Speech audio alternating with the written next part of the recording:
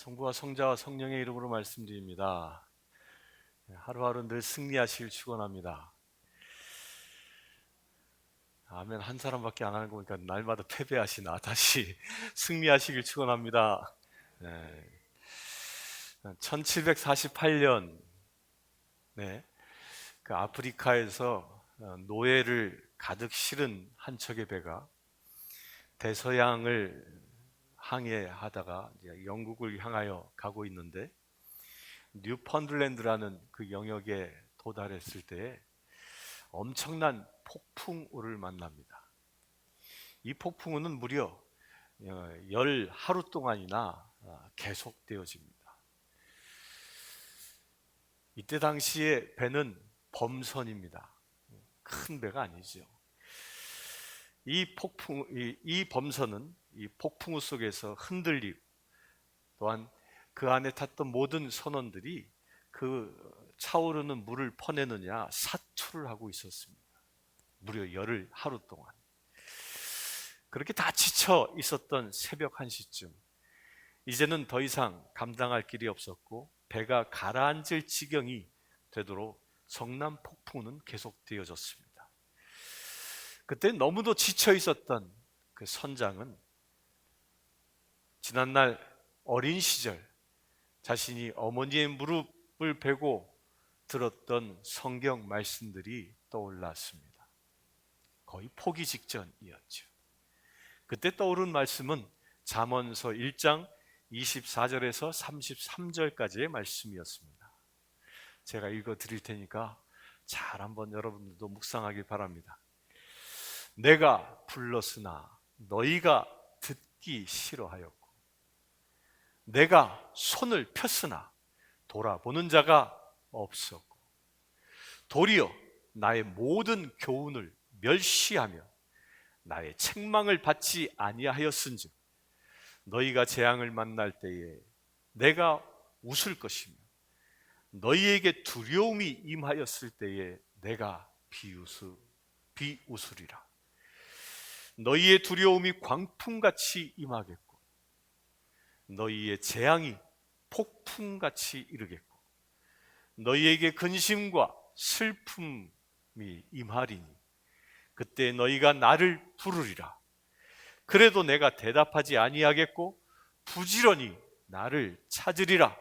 그래도 나를 만나지 못하리니 대저 너희가 지식을 미워하며 여호와 경외하기를 즐거워하지 아니하며 나의 교훈을 받지 아니하고 나의 모든 책망을 없인 여겼음이라. 그러므로 자기 행위의 열매를 먹으며 자기 꾀에 배부리라. 어리석은 자의 퇴보는 자기를 죽이며 미련한 자의 안일은 자기를 멸망시키려니와 오직 내 말을 듣는 자는 평안히 살며 재앙에 두려움이 없이 안전하리라. 이 선장이 어릴 적 어머니 무릎에서 들었던 말씀이 떠올랐던 것입니다. 죽음을 목전에 두고 아주 절망적이었죠. 그의 삶이 방금 읽어드린 잠언서 1장의 말씀과 너무 똑같았던 것입니다. 어려서는 어머니 밑에서 신앙으로 잘 훈련되어졌지만 어려서 어머니가 돌아가신 이후 새어머니 밑에서 이 소년은 방황하게 되었고 온갖 나쁜 길로 다 빠져 있었던 삶을 살았던 것이죠. 그 죽음의 현장 앞에서 이 말씀으로 주님은 그를 책망하시고 이어서 또 다른 말씀을 그에게 들려주십니다. 그 말씀은 이 말씀입니다.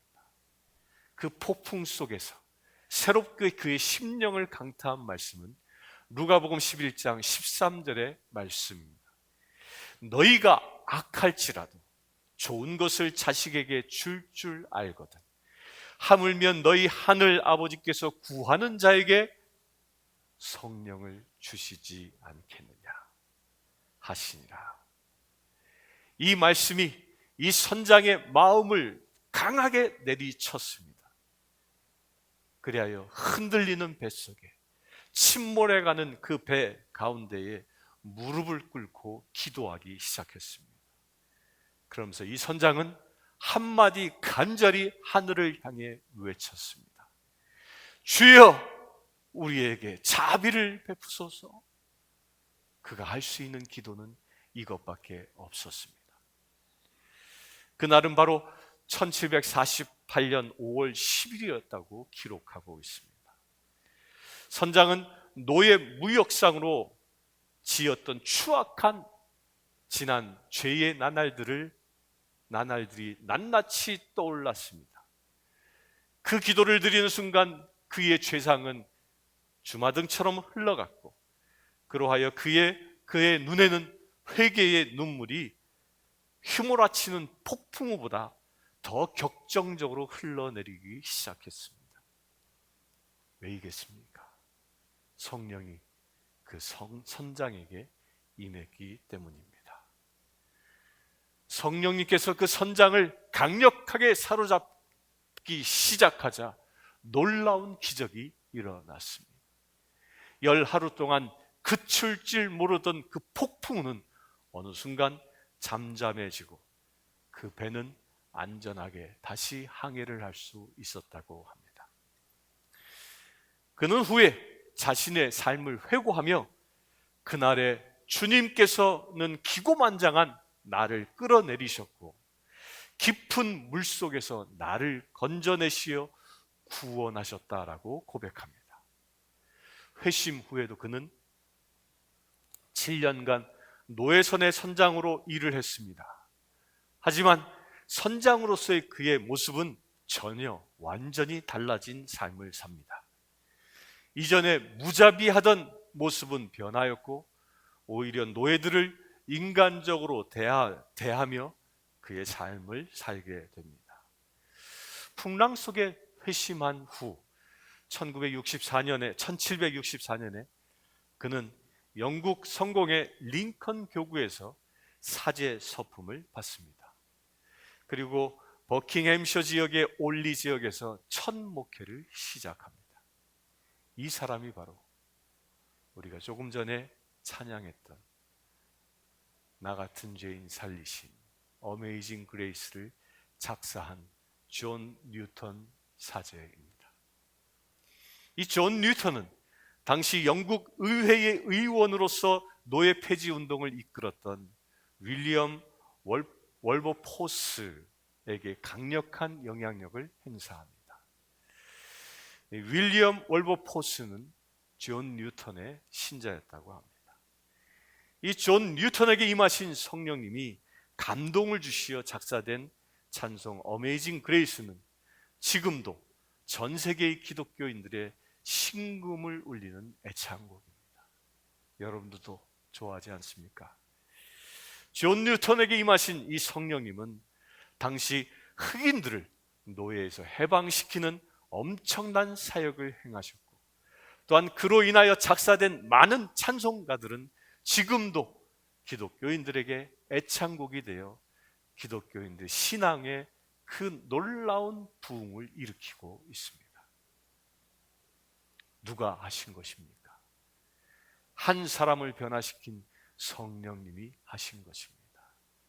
한 사람에게 성령님이 임하니까 당시의 사회 제도가 바뀌게 되고, 한 사람이 성령님이 감동을 주시니까 그 감동은 한 사람의 한 대에 끝나지 아니하고 약 300년이 흐른 지금도 그 감동은 우리에게 전해지고 있습니다.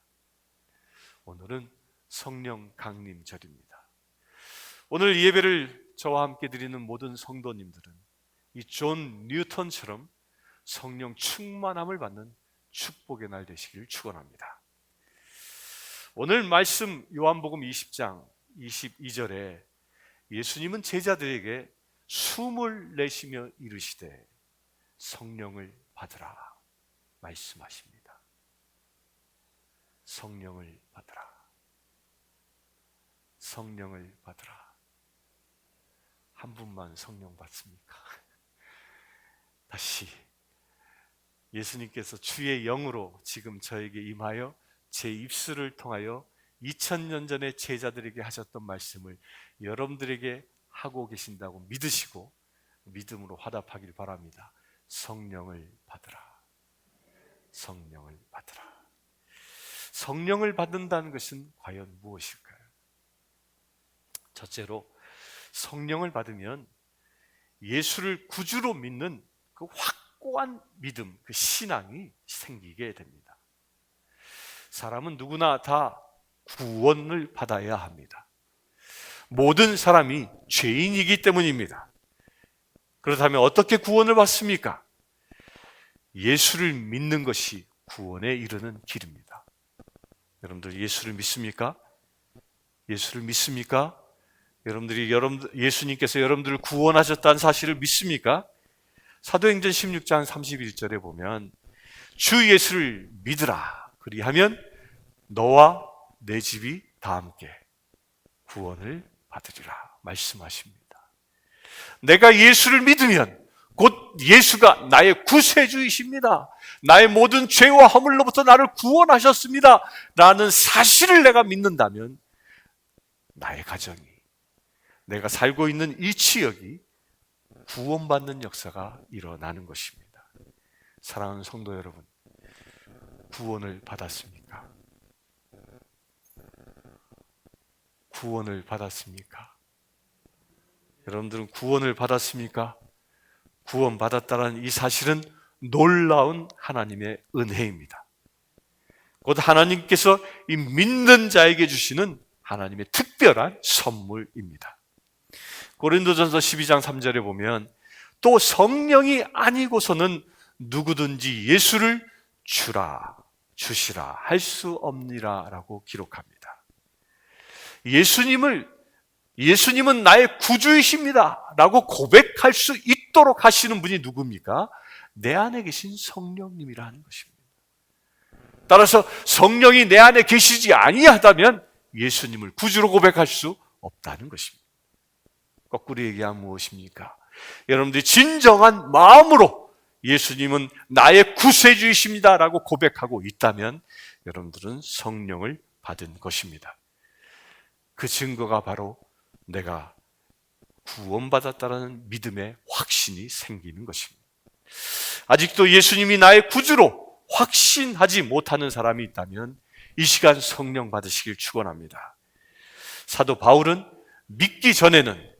예수를 믿기 전에는 사울이라는 이름으로 예수 믿는 사람들을 핍박하던 악명 높은 박해자였습니다. 그러던 그가 어느 날 갑자기 제자들 앞에 나타나서 자신도 예수를 구주로 믿는다라고 고백했습니다. 예루살렘 성전에 다마스커스에서 나타났던 그 사울이 다마스커스에서 또한 예루살렘에서 제자들에게 나도 예수를 믿습니다 라고 고백했을 때 제자들은 도저히 그 고백을 믿을 수 없었습니다. 그러나 사도 바울이 담대히 예수 그리스도의 복음을 전한 것을 보고 그제서야 당시의 제자들과 성도들은 이 사람이 진짜 예수를 믿는구나 라고 알게 되었고 그를 받아들이게 됩니다. 사랑하는 성도 여러분, 누가 이 핍박자 사울을 예수를 믿게 해서 전도자 바울로 만들었겠습니까? 그 원동력이 무엇이겠습니까? 사람의 지혜입니까? 사람의 지식입니까? 사람의 논리입니까? 그 모든 것도 아닙니다. 오직 성령이 사울에게 임하자 그는 바울이 되어진 것입니다. 오직 성령의 역사입니다. 성령께서 이끄신 것입니다. 그래서 내가 하나님 앞에 죄인이라는 사실을 깨닫고 회개하고 예수를 믿고 거듭나서 하나님의 자녀가 되게 하신 것입니다. 누가 하신 것입니까? 성령 하나님이십니다. 요한복음 3장 5절에 보면 예수께서 대답하시되 진실로 내게 이르노니 사람이 물과 성령으로 거듭나지 아니하면 하나님 나라에 들어갈 수 없느니라 말씀합니다. 또한 요한복음 1장 12절과 13절에 영접하는 자 곧 그 이름을 믿는 자들에게는 하나님의 자녀가 되는 권세를 주셨으니 이는 혈통으로나 육정으로나 사람의 뜻으로 나지 아니하고 오직 하나님께로부터 난 자들이니라 라고 말씀하십니다. 아멘이십니까? 이제 성령으로 다시 태어난 사람은 하나님과의 관계가 창조주와 피조물과의 관계에서 아버지와 자녀의 관계로 바뀌는 것입니다. 사랑하는 성도 여러분, 내가 죄인에서 하나님의 자녀됨을 믿습니까? 믿으신다면 여러분들에게 성령님이 임하여 계신 것입니다. 두 번째로, 성령 충만하면 기쁨이 넘치는 삶을 살게 되어집니다. 사도 바울을 봅니다. 그는 평생 독신으로 가정도 없이 살았습니다. 그는 재물도 없어서 천막을 기워주는 일로 생계를 꾸리며 살았습니다. 그는 건강도 없어서 그를 마치 칼로 찌르는 듯한 아픔을 가지고 일생을 살았습니다. 평생 환난과 핍박을 당하며 가난하고 불편하게 살았습니다. 그런데도 놀랍게도 사도 바울은 늘 기뻐했다고 말씀합니다. 그리고 우리에게도 계속 기뻐하라고 권면합니다. 데살로니가전서 5장 16절에 유명한 말씀, 항상 기뻐하라고 우리에게 권면합니다. 이 기쁨은 그냥 있다고 해서 자연 상태에서 오는 기쁨이 아닙니다. 오직 성령 충만함이 우리에게 임한다면 나의 상황과 조건에 관계없이 기뻐할 수 있게 되어지는 것입니다. 그렇게 되길 축원합니다. 사도 바울은 수없이 매를 맞았어도, 죽을 고비를 수없이 넘겼어도 그에게 늘 성령이 충만했기 때문에 그는 슬퍼하거나 괴로워하거나 고통받지 아니하고 오히려 기뻐할 수 있었던 것입니다. 성령을 받으면 기쁨이 이처럼 샘솟듯이 솟아나는 것입니다. 이 어려운 시기, 이 어려운 고난의 환경 속에서 성령님으로 인하여 기뻐하시길 축원합니다. 생수의 강이 여러분들의 배로부터 흘러나와 참으로 기쁨이 넘치는 삶을 사시길 축원합니다. 성령 받은 초대교인들은 그 핍박과 고통 속에서도 기뻐하였습니다. 매를 맞으면서도 기뻐하였습니다. 원형 극장에서 사자밥으로 끌려나가면서도 그들은 기뻐하며 찬송했습니다. 심지어는 사도 바울은 목베임을 당하는 순간에도 기뻐했습니다. 아무도, 그 어떤 상황도 성령이 주시는 기쁨은 빼앗아갈 수 없는 것입니다. 요한복음 16장 22절에 보면 지금은 너희가 근심하나 내가 다시 너희를 보리니 너희 마음이 기쁠 것이요 너희 기쁨을 빼앗을 자가 없으리라 라고 말씀하십니다. 우리는 지금 사상 유례 없는 근심의 시대에 살아가고 있습니다. 그리하여 자나깨나 근심 걱정하는 것이 일상이 되어 버렸습니다. 이 코로나 바이러스 사태가 언제 끝날지 못해 근심합니다. 이런 시대에 예수님은 내가 다시 너희를 보리니 라고 말씀하십니다. 예수님을 다시 볼 때 기쁨이 옵니다. 이 시간 예수님은 그리스도의 영, 곧 성령으로 우리에게 오시고 나를 지켜보고 계십니다. 이 성령을 충만히 받으시길 축원합니다. 이 성령을 받는다면 이 세상의 안목과 정욕이 사라져 근심과 걱정의 묶임이 풀리는 것입니다.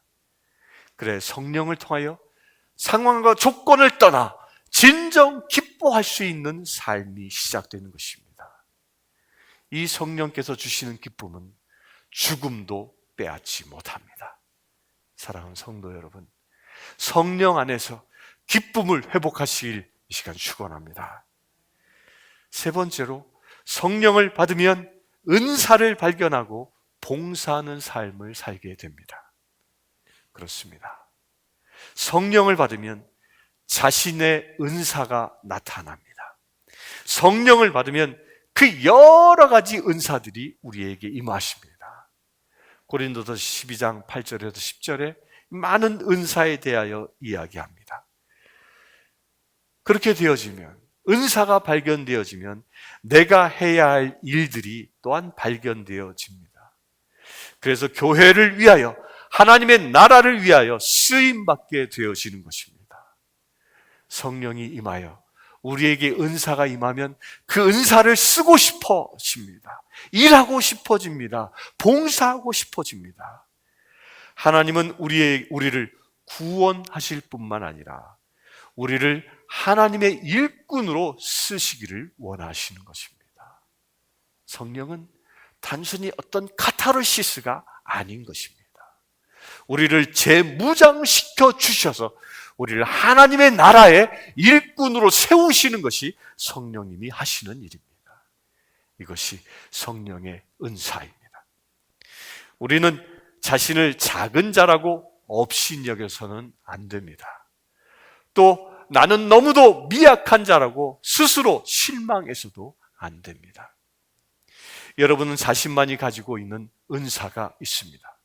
성령을 받으면 나는 더 이상 세상에 미약한 존재가 아니라, 그리하여 내가 세상에 눌려 살았던 나의 삶이 이제 당당한 삶으로 바뀌게 되는 것입니다. 삶의 스타일이 바뀝니다. 이기적인 삶이 이타적인 삶으로 바뀌게 됩니다. 소심한 삶이 대범한 삶으로 바뀌게 됩니다. 내중심적인 삶이 예수님 중심으로 바뀌게 되는 것입니다. 그리하여 내 욕심에 끌려 살지 않고 예수님의 말씀에 인도함에 의하여 살아가게 되어지는 것입니다. 사랑하는 성도 여러분, 이 고난의 시기에 나 중심에서 예수 중심으로 변화되시길 축원합니다. 나 중심에서 이웃 중심으로 변화되시기를 축원합니다. 나의 필요를 구하기에 앞서 이웃의 필요를 먼저 구하시길 축원합니다.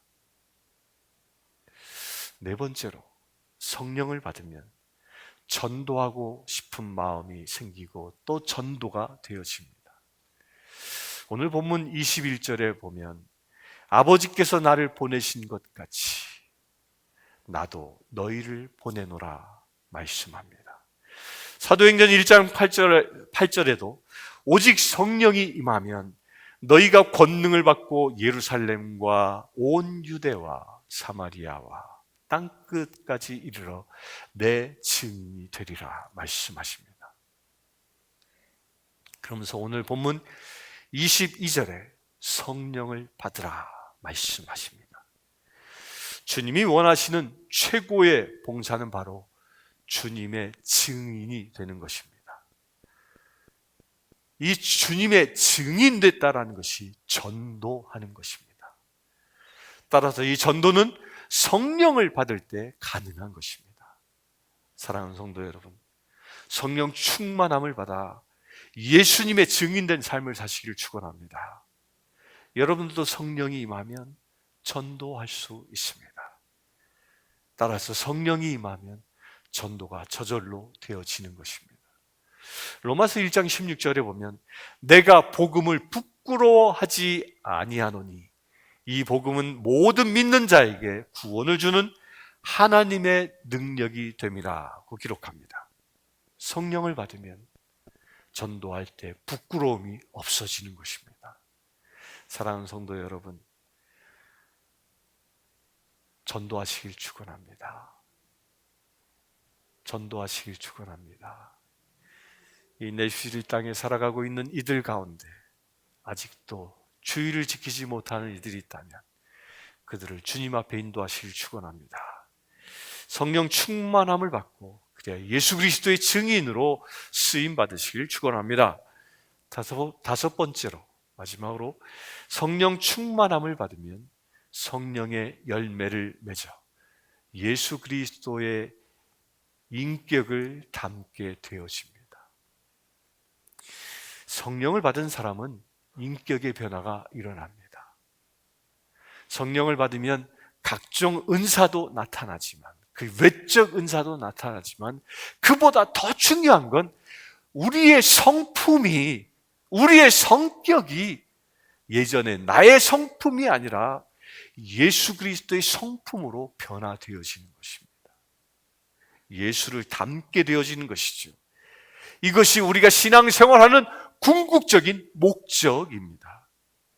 예수님은 우리를 당신의 친구 삼으셨고, 또한 그를 뛰어넘어 예수님은 우리를 당신의 형제 자매 삼으셨습니다. 이것은 무엇을 의미합니까? 우리를 예수 닮도록 허락하신 것입니다.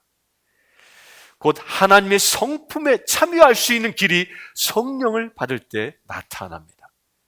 고린도후서 1장 4절에 보면, 이로써 그 보배롭고 지극히 큰 약속을 우리에게 주사, 이 약속으로 말미암아 너희로 정욕을 인하여 세상에서 썩어질 것을 피하여 신의 성품에 참여하는 자가 되게 하려 하셨으니.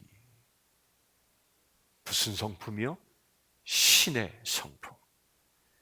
여기서 신의 성품이 무엇입니까? 이것은 우리의 인격과 생활 속에 성령의 9가지 열매가 맺음을 이루는 것을 말합니다.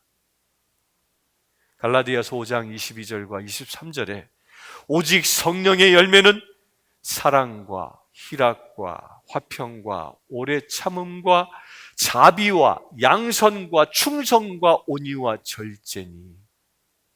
여러분들 이 9가지 성품을 기억하고 계십니까? 이 같은 것을 금지할 법이 없느니라. 성령의 열매는 이처럼 그리스도의 형상, 그 내면의 형상을 담는 것입니다. 사랑이 없는 자에겐 사랑의 성품으로, 희락, 기쁨이 없는 자에게는 기쁨이 넘치는 것으로, 화평, 평화가 없는 자에겐 평화로움이 넘치는 성품으로, 또한 성격이 급한 자에겐 오래 참을 수 있는 인내심이 있는 자로, 자비하지 못하고 냉혈한 자에게는 자비심이 넘치는 사람으로, 양선, 선한 일을 행하지 않았던 사람에겐 선한 삶을 살아가는 것으로, 충성, 하나님께 충성하지 못하고 나의 욕심에 끌렸던 살던 사람에게는 하나님 앞에 온전히 충성하는 사람으로, 온유, 내 안에 온유치 못하고 그 괴팍했던 성품이 온유함으로 변화되어지는, 또한 절제함이 없어서 무분별한 삶을 살았던 우리가 절제하는 성품으로 변화되어지는 것입니다. 누가 임하시면? 성령이 임하시면.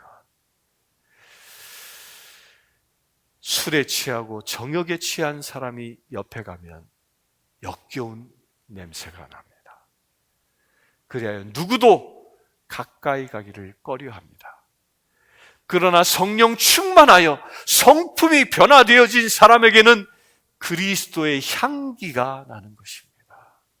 사랑하는 성도 여러분, 이 성령 강림절에 여러분들 각자가 성령 충만함을 받으시길 축원합니다. 이 성령 강림절에 성령 충만함이 또한 여러분들의 가정에도 임하시기를 축원합니다. 이 성령 강림절에 성령 충만함이 여러분들의 사역 현장에서도 임하시기를 축원합니다. 이 성령 강림절에 그리스도의 향기를 품으시기를 축원합니다.